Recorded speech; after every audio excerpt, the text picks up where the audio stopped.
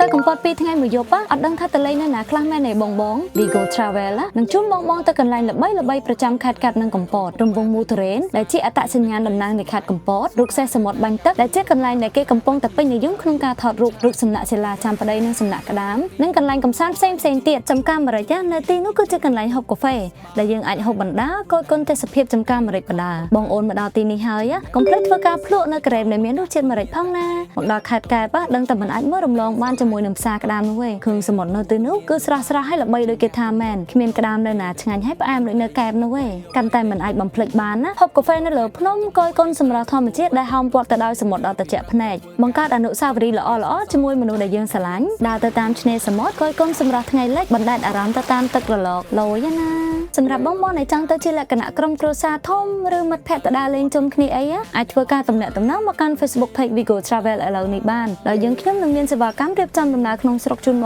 ងមួយចប់តែម្ដង